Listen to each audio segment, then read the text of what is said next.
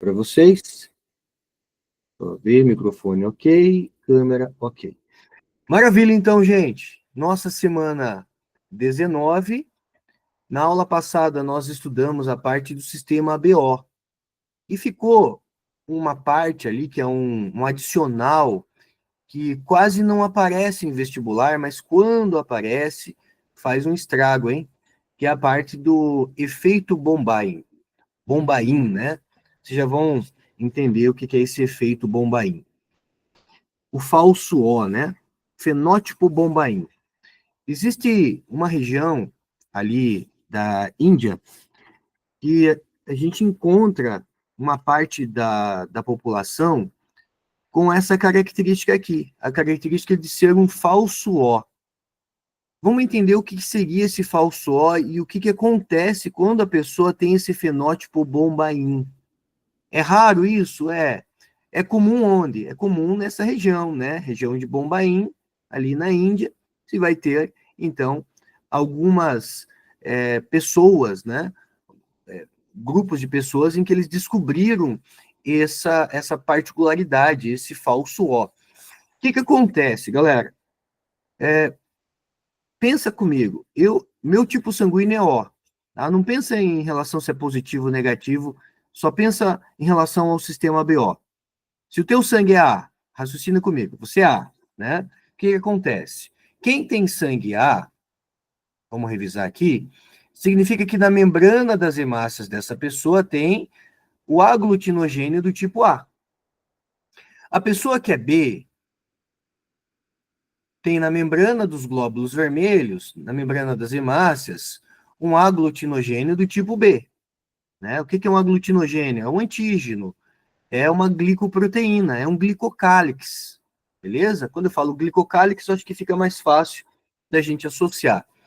Quem tem sangue AB, o indivíduo que é AB, vamos supor que ele tenha recebido o A do pai e tenha recebido o B da mãe. Esse indivíduo ele tem os dois glicocálix, tanto A quanto B, as duas glicoproteínas. E quem é O? O O normal, né, gente?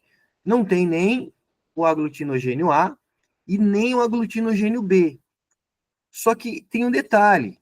Para a gente poder manifestar o nosso tipo sanguíneo, a gente tem que ter herdado do nosso pai ou da nossa mãe pelo menos um Hzão, tá?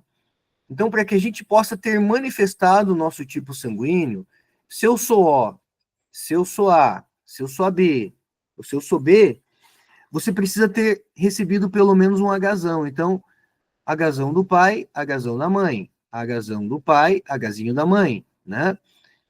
Por quê? Quando a gente recebe esse aglutinogênio, então significa que se eu sou A, olha só, se eu manifesto o tipo sanguíneo A, significa que eu também tenho um glicocálix H.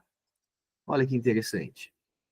Por quê? Porque esse glicocálix H é uma proteína precursora que permite a manifestação do nosso tipo sanguíneo.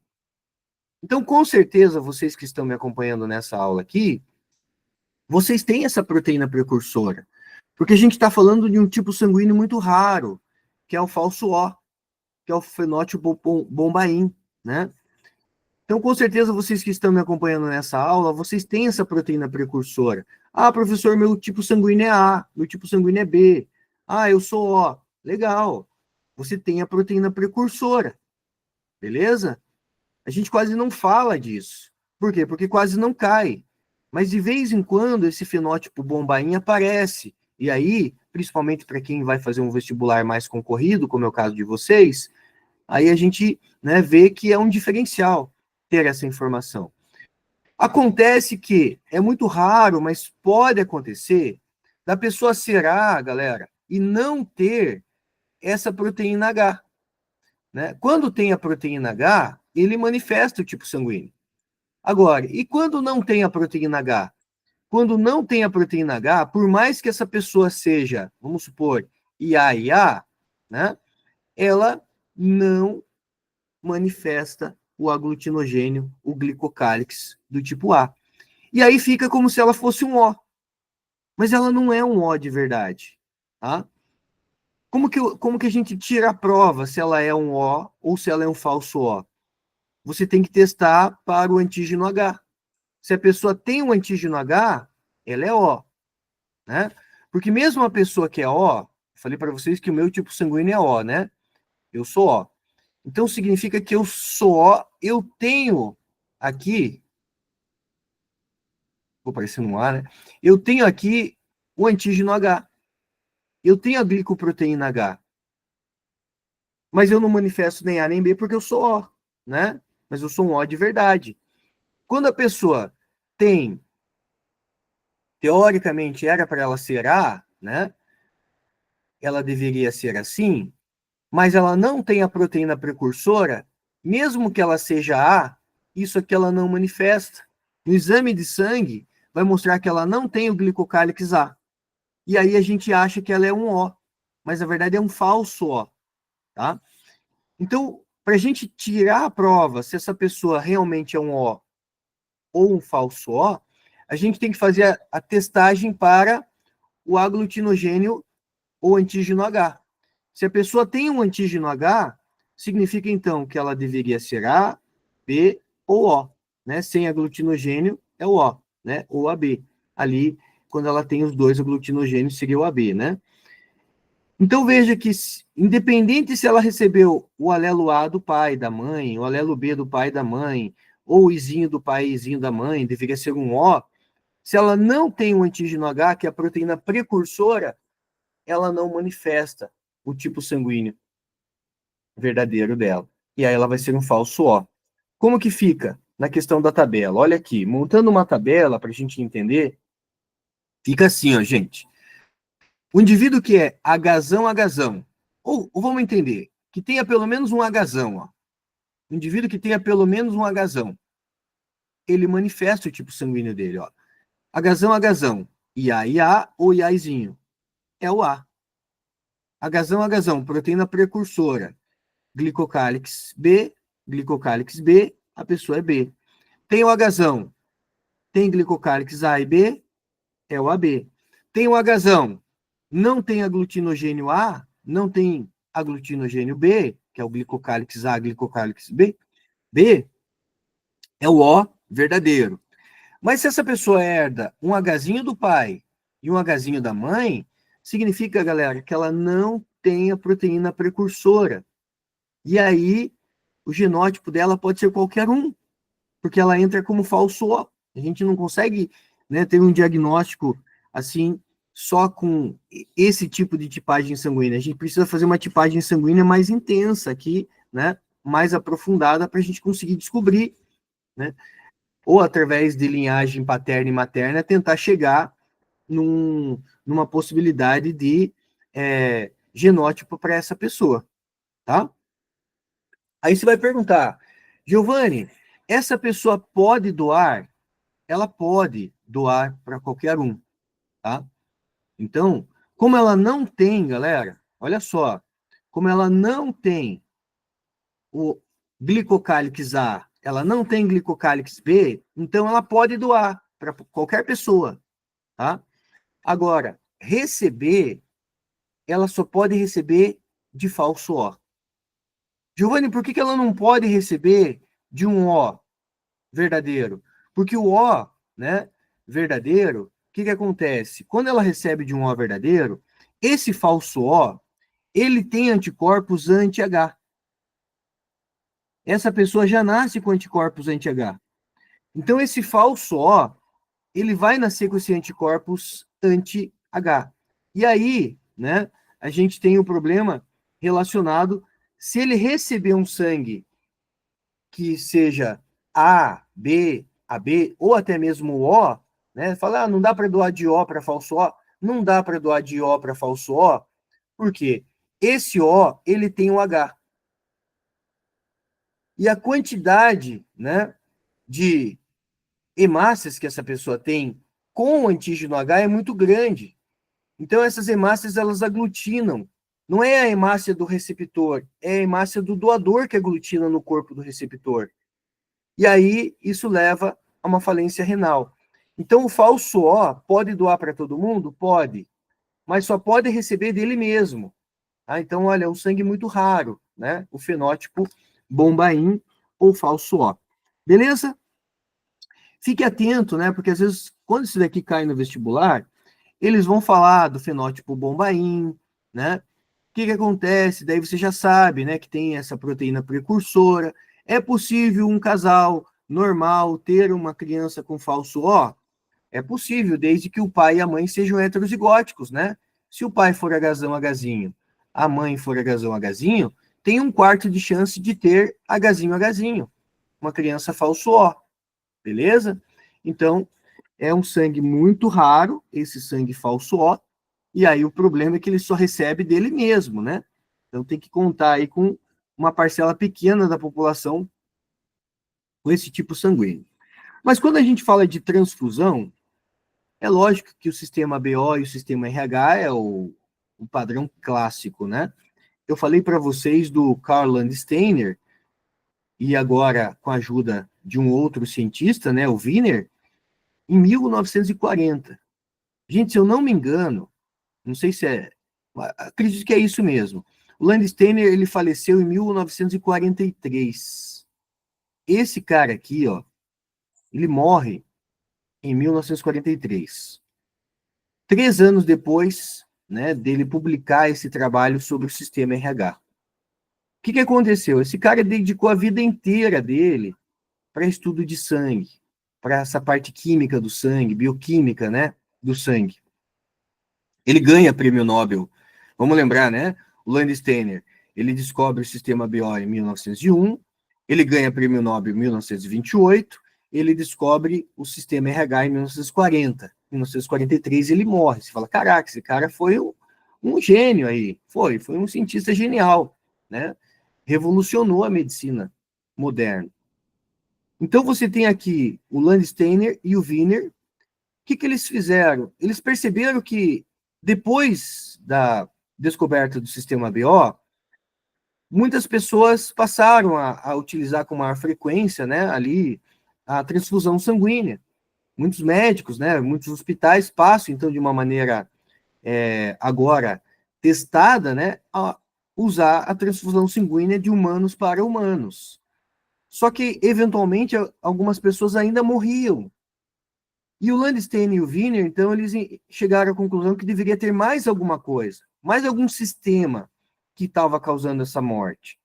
E aí eles foram estudar o sangue do macaco rhesus, né? Do gênero rhesus, ó. Por isso que é o sistema RH, porque eles estudam lá a macaca mulata, né? Macaco do gênero rhesus, e eles descobrem nas hemácias desse macaco, então aqui está uma hemácia do macaco, que tem a possibilidade de ter um glicocálix que eles chamam de fator RH.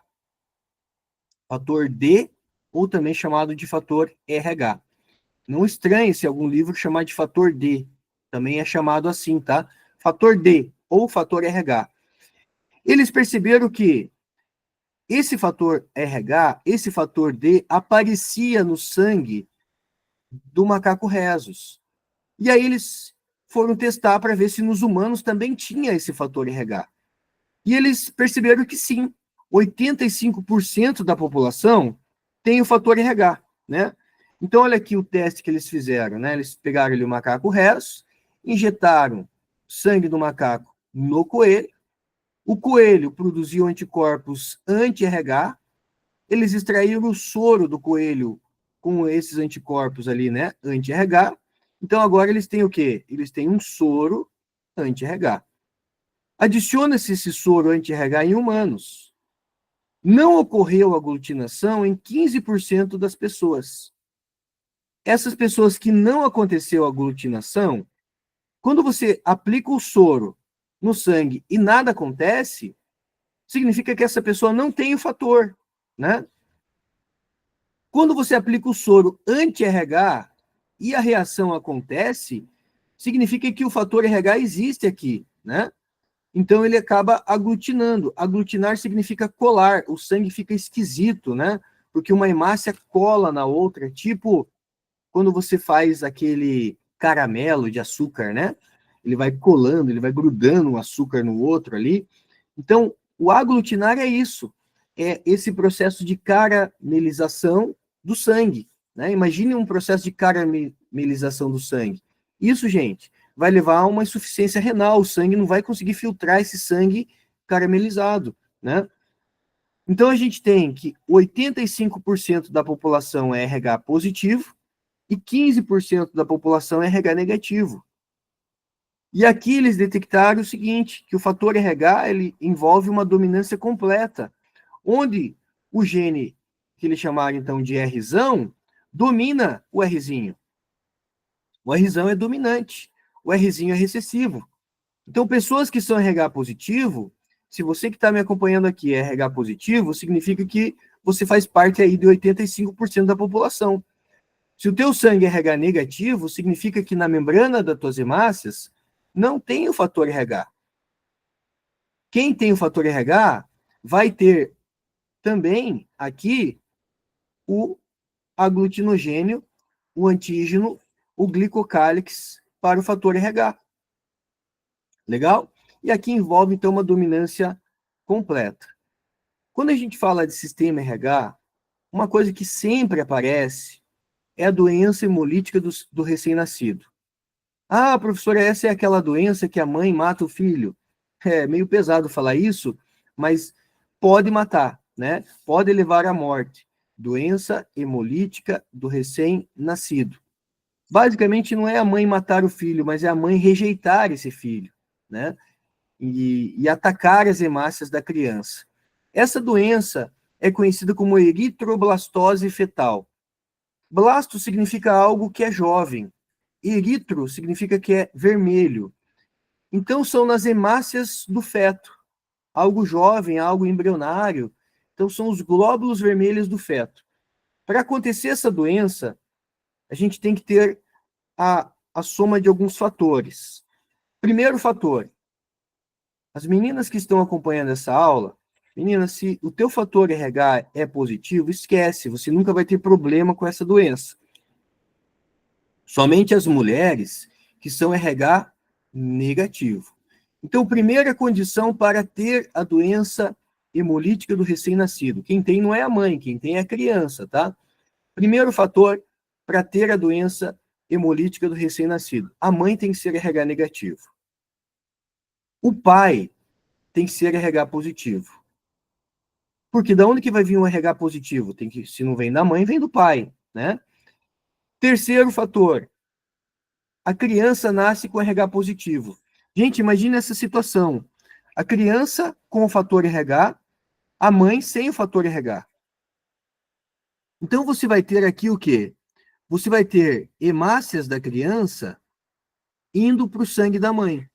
Só que isso não acontece numa gestação normal. Não mistura sangue da mãe com a criança. Essa mistura de sangue da criança com a mãe só acontece se tiver uma hemorragia ou durante o parto, né? Por isso que esse primeiro filho, ele não sofre a doença. Por que o primeiro filho não sofre a doença? Porque não mistura o sangue da mãe com esse filho. Se não mistura sangue do filho com a mãe, da mãe com o filho, essa mãe não sabe que está gerando um filho incompatível com ela, em termos sanguíneos. Ela só vai entender que ela está gerando um filho incompatível com ela depois que essa criança nasceu, porque o sangue mistura no momento do parto. Quanto tempo essa mãe leva para produzir anticorpos? Essa mãe vai produzir anticorpos anti-RH. Mas essa produção de anticorpos anti-RH é rápida? Não, gente, ela demora pelo menos 14 dias, 2 semanas. 2 semanas depois que a criança nasceu. Então, a criança, esse primeiro filho, ele sensibiliza a mãe. Em termos de doença, ele sensibiliza a mãe, ou seja, misturou sangue da criança com a mãe. A mãe não sabe o que é o fator RH. Ela entra em contato com o sangue da criança, que tem o fator RH. 14 dias depois, ela já tem os anticorpos anti-RH.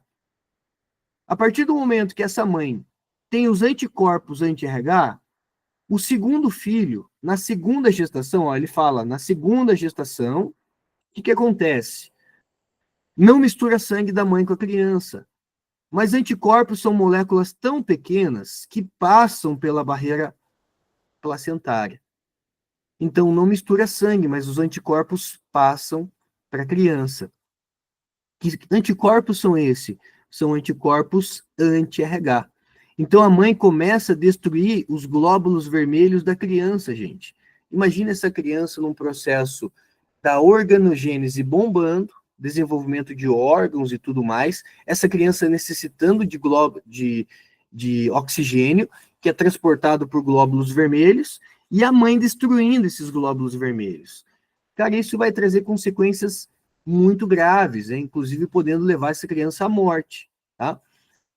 Então, como que a gente monta aqui, né? Até coloquei um exercício para a gente, né, poder... Acho que eu coloquei 2 exercícios aqui para a gente poder discutir e poder entender como que isso aparece em questões de vestibular e Enem. Uma mulher deu à luz o seu primeiro filho. E após o parto, os médicos testaram o sangue da criança para a determinação de seu grupo sanguíneo. O sangue da criança era do tipo O positivo. Então você tem aqui, né? Vamos colocar assim: o pai, você tem a mãe e você tem o filho, a criança. A criança é O positivo, tá? Se a criança é O positivo, automaticamente, né? Eu já sei que o pai é Izinho, que a mãe é Izinho. Um Izinho tem que vir do pai, um Izinho tem que vir da mãe, para essa criança ser Ó. Se essa criança é positiva, eu já sei que ela é Rzão alguma coisa. Tá? Então, um dos dois tem que ter vindo esse Rzão. Imediatamente, a equipe médica aplicou na mãe uma solução contendo anticorpos anti-RH, uma vez que ela tinha sangue O negativo. Opa, ele me disse, a mãe é O negativo, então a mãe é Izinho, Izinho, né? Rzinho, Rzinho. O Rzinho com certeza vem da mãe, esse pai com certeza é Rzão alguma coisa. Beleza? Muito bem. Qual é a função dessa solução de anticorpos? Então, eu falei que as meninas que estão assistindo essa aula, que são RH positivo, nunca vão se preocupar com essa doença. Mas se a mulher ela é RH negativo, aí sim, aí vai se preocupar com essa doença, porque se o pai for RH positivo, segundo fator. Terceiro fator, o primeiro filho positivo. Esse primeiro filho, geralmente ele não apresenta doença, porque não tem mistura de sangue, né?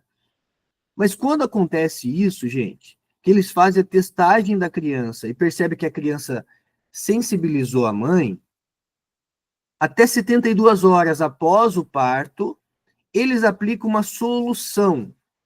Curiosidade aqui, se vocês quiserem pesquisar depois. Existe um soro, tá, gente?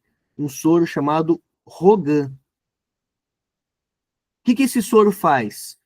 Esse soro, ele é um soro anti-RH. Eles vão aplicar esse soro na mãe, depois do parto do primeiro filho. O que o soro anti-RH faz? Esse soro vai destruir as hemácias do primeiro filho que ficaram no sangue da mãe. Por quê? Porque daí essa mãe não vai produzir anticorpos. Se a mãe não produz anticorpos, quando ela tiver o segundo filho positivo, vai ser como se fosse o primeiro. Então a chance desse filho ter a doença também é muito pequena, né? Então esse soro, ele é um soro anti-RH que destrói as hemácias da criança que ficaram na circulação materna. Então a resposta do exercício aqui, a função dessa solução de anticorpos é destruir as células sanguíneas do bebê. Giovanni, não vai matar a criança? Não vai matar o bebê? Não, o bebê já nasceu, gente. Esse soro está sendo aplicado na mãe depois que a criança já nasceu. E esse soro, então, ele vai destruir os glóbulos vermelhos do bebê que ficaram na circulação materna. Como a produção de anticorpos ela demora pelo menos 14 dias, dali 14 dias essa mãe não vai produzir anticorpo nenhum. Por quê? Porque ela, né, não está mais com as hemácias do filho ali. Então, ela não chega a ser sensibilizada a ponto de produzir anticorpos. Beleza? Outra coisa, né, como que isso pode aparecer? Rodrigo, segundo filho de Maria, ao nascer, apresentou hemólise de hemácias, doença conhecida como eritroblastose fetal. ou doença hemolítica do recém-nascido.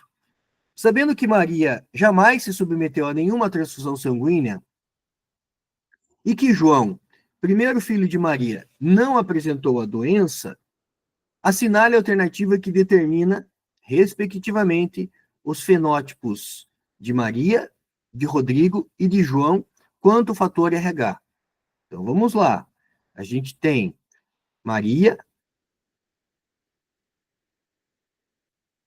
Rodrigo, né? Então, Rodrigo, segundo filho de Maria, Rodrigo é o segundo filho, Rodrigo, segundo filho de Maria, apresentou hemólise. Hemo é sangue, lise é rompimento, né? Destruição dos glóbulos vermelhos. Aí vem, sabendo que Maria jamais submeteu a nenhuma transfusão e que João, o primeiro filho, João foi o que sensibilizou a mãe, né? Não apresentou a doença, sinal alternativo que determina. Ele não fala do pai, né? Então vamos deixar só aqui como pai, tá? Se Maria, nessa família, nós temos essa situação, Maria com certeza é RH negativo. Maria é Rzinho, Rzinho. O João, RH positivo, com certeza Rzão, Rzinho. Por quê? Porque o Rzão com certeza vem do pai. Da mãe só vem Rzinho, tá? Rodrigo, gente, vai apresentar a doença porque quando Maria teve o João, ela não recebeu o soro. Se ela não recebeu o soro, ela chegou a ser sensibilizada a ponto de produzir anticorpos anti-RH. Quando ela tem o Rodrigo, que também é RH positivo, os anticorpos da mãe passam para a circulação do filho. Então, esse Rodrigo acaba apresentando a doença hemolítica do recém-nascido. Então, letra D, Maria, RH negativo, João, RH positivo e Rodrigo, RH positivo. Legal?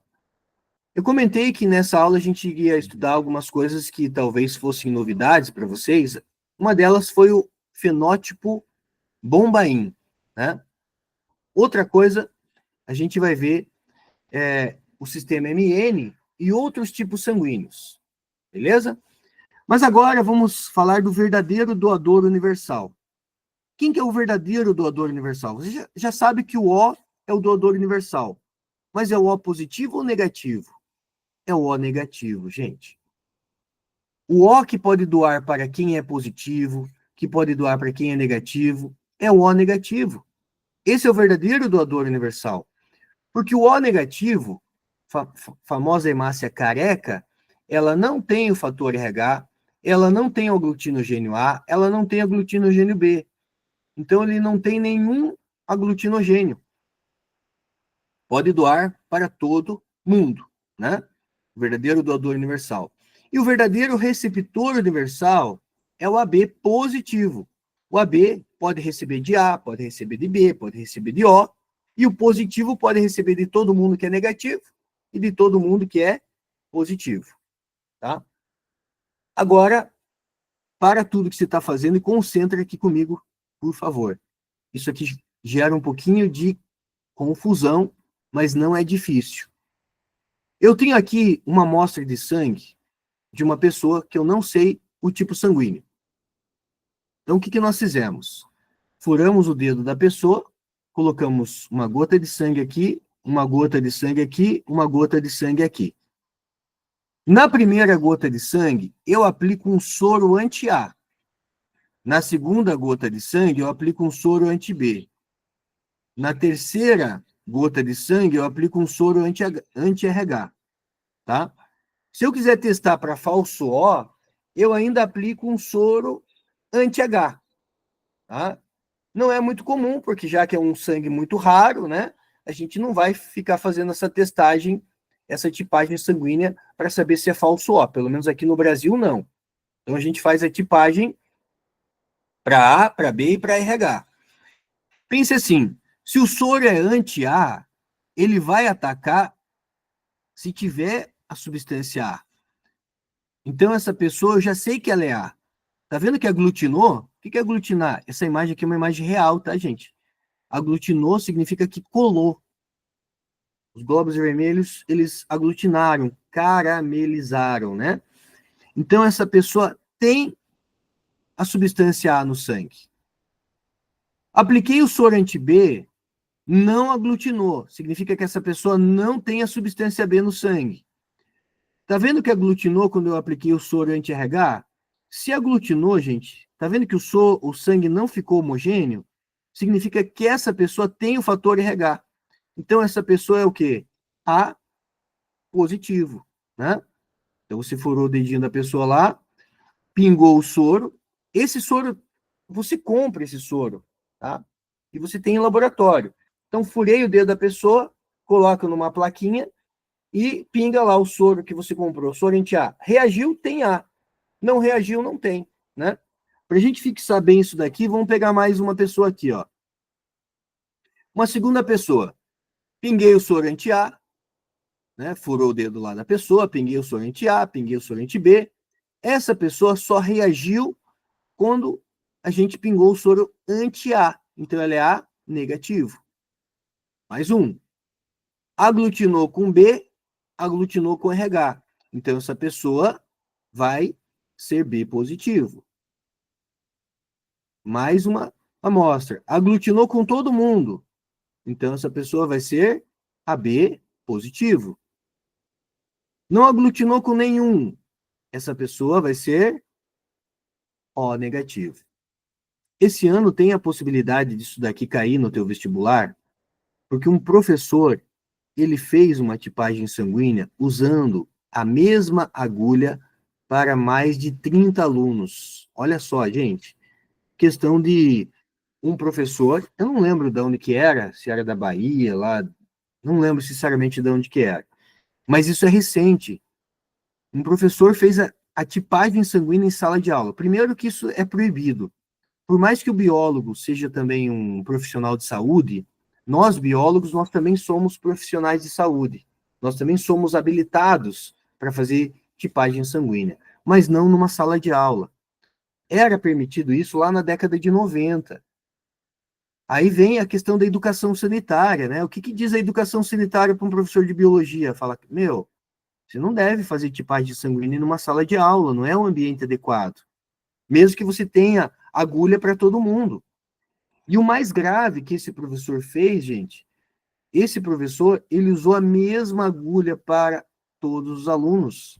Ou seja, a possibilidade de você ter transmitido doença entre esses alunos ali foi muito grande, né? Esse professor foi afastado, né?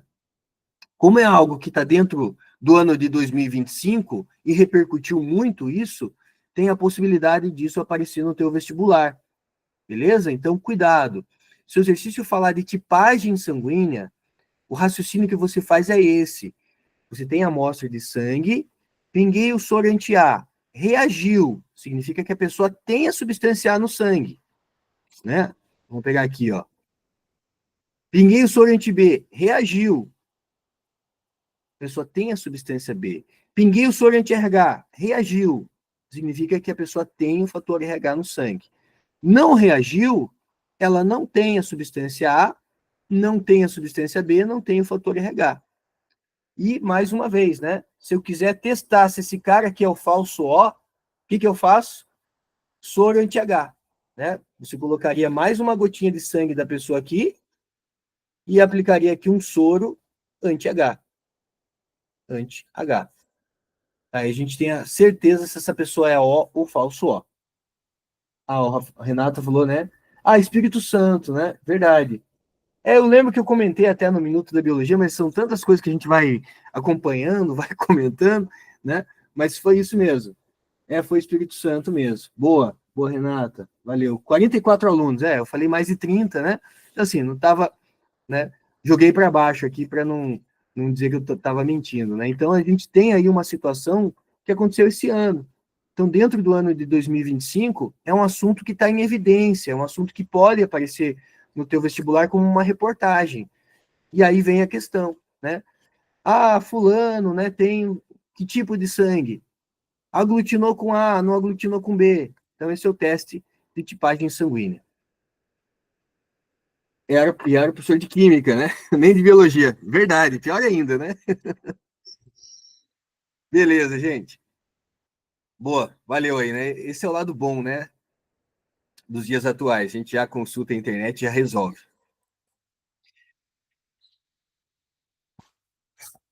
Sistema MN. Depois do sistema BO, depois do sistema RH, que são os dois sistemas que caem no vestibular e caem bastante, tem o sistema MN. Caramba, talvez alguém aqui nunca ouviu falar nesse tal sistema MN. Se você perguntar, Giovanni, você sabe se você é M? Eu não sei se eu sou M, se eu sou N, se eu sou MN. Sinceramente, eu não sei, tá? Por quê? Porque não é importante saber. É importante saber ABO e RH, que são os dois sistemas importantes para transfusão sanguínea. Agora, o sistema MN ele não é importante para a transfusão sanguínea, mas de vez em quando aparece em questões de vestibular. Bem tranquilo, gente, bem tranquilo. Para que serve esse sistema, então, se ele não é importante para a transfusão? Ele nos ajuda a determinar paternidade. Antes da gente recorrer a um teste de DNA, a gente pode recorrer ao sistema MN, sistema BO. Né? Vamos supor, o pai é O, a mãe é O.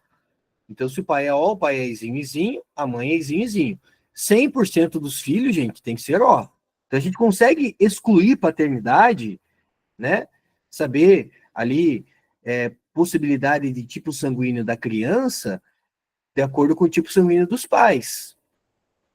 Mas, às vezes, vamos supor que o pai é A, só que o pai seja um A heterozigoto, que a mãe é B, e que a mãe seja um B heterozigoto. Quando se faz esse cruzamento, dá a possibilidade de ser IA e A, de ter um filho, IA e B, né? De ter um filho AB, possibilidade de ter um filho IA izinho, possibilidade de ter um filho B izinho, e a possibilidade de ter um filho O. Veja que aqui a gente tem 4 possibilidades. Quando a gente começa a entrar numa situação que o sistema RH e o sistema BO não é suficiente para determinar a paternidade, a gente pode recorrer ao sistema MN. Por quê? Vamos supor que o pai é M, a mãe é N e a criança seja N. Esse pai não pode ser pai dessa criança. Isso aqui exclui a paternidade. Porque se a criança é N, ela tem que ter recebido um N do pai e um N da mãe. Então, o sistema MN, ele vem muitas vezes para a gente certificar a questão da paternidade. Se você tem sangue M, e provavelmente você não sabe, né? Eu falei que a gente não faz esse teste para saber se é MN ou MN, a não ser numa situação especial, né? Se o teu sangue é M, significa que você recebeu um gene M do pai e um gene M da mãe. Se o teu sangue é N, você recebeu um aglutinogênio, né, um antígeno N, um antígeno N. Glicocálix N você produz somente. Agora, se você recebeu M do pai, N da mãe, ou ao contrário, aí você é MN. Então, esse sistema MN, ele envolve uma situação de codominância, né? Porque o M não domina o N. Então, temos aqui uma manifestação simultânea. Legal? E aí, gente, só para dizer para vocês uma questão de curiosidade, eu não sei essa tabela de cor, até porque essa tabela, atualmente, ela está desatualizada, foi descoberto recentemente um novo tipo sanguíneo, então já não é mais 26, já é 27, né? Mas olha quantos tipos sanguíneos tem. Então tem o sistema BO, esse você conhece, o sistema RH, esse você conhece, você tem o sistema MN, né? Esse você conhece. Mas olha, tem Lutheran, Kell, Lewis, Duff, Kidd, Diego. Cara, tem muitos tipos sanguíneos. Sistemas, né? O mais correto é dizer sistemas sanguíneos. Caramba, Giovanni, por que eu não estudo todos eles? Porque não são relevantes. Tá, gente? Você descobre, mas ele não é relevante para a transfusão sanguínea. Então, para a transfusão sanguínea, ABO e RH. No máximo, a gente vai estudar o MN, que daí está associado à questão de nos auxiliar para determinar uma paternidade. Beleza? Então, aí a gente tem vários tipos sanguíneos. Para terminar essa biologia A, Vamos dar uma olhada nesse exercício aqui, ó. Em um hospital havia 5 lotes de bolsas de sangue rotulados com os códigos 1, 2, 3, 4 e 5. Cada lote continha apenas um tipo sanguíneo, não identificado. Uma funcionária do hospital resolveu fazer a identificação utilizando 2 tipos de soro, o anti-A e anti-B. Os resultados obtidos estão descritos no quadro. Então vamos lá, gente. Temos aqui 5 lotes, né? Lote 1, 2, 3, 4, 5. 5 lotes de sangue. O volume de cada lote está aqui. Quando ela aplicou nesse soro do lote 1, o soro anti-A, não aglutinou. Significa que essa pessoa não é A. Mas quando ela aplicou o soro anti-B, significa que aglutinou. Essa pessoa é B.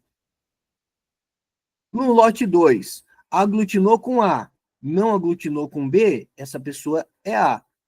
Aglutinou com A, aglutinou com B, essa pessoa é AB.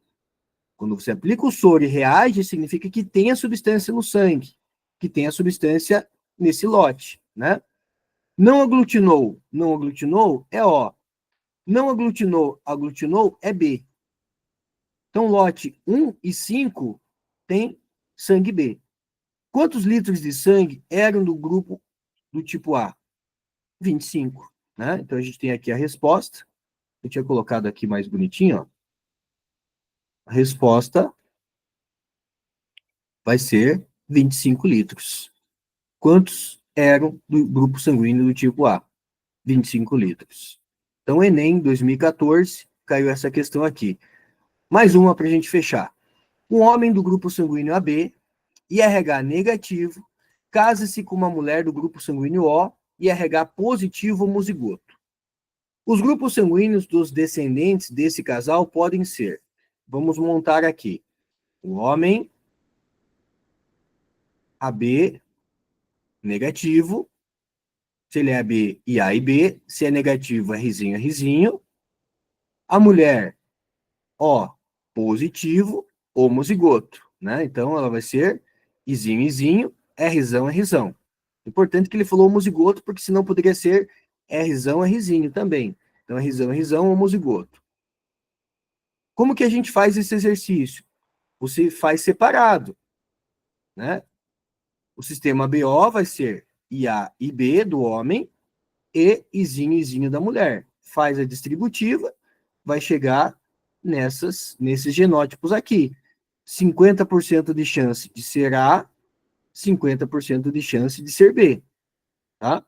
Faz o fator RH separado. Rzão, Rzinho. Vai dar 100% Rzão. Ou seja, 100% RH positivo. Então, a gente tem que os grupos sanguíneos dos descendentes, ou seja, dos filhos desse casal, pode ser A ou B, e todos são RH positivo. Então, quando aparece o exercício que envolve os dois sistemas, você faz separado, tá? Se tiver que multiplicar as probabilidades, multiplica. Aqui não precisou mexer com multiplicação, né? Mas só para a gente já treinar esse exercício aí, tá bom? Fechamos, então, a biologia A, falando aí da parte do sistema RH. Então, naquele teu cronograma lá, onde fala sistema RH, nós fechamos, beleza?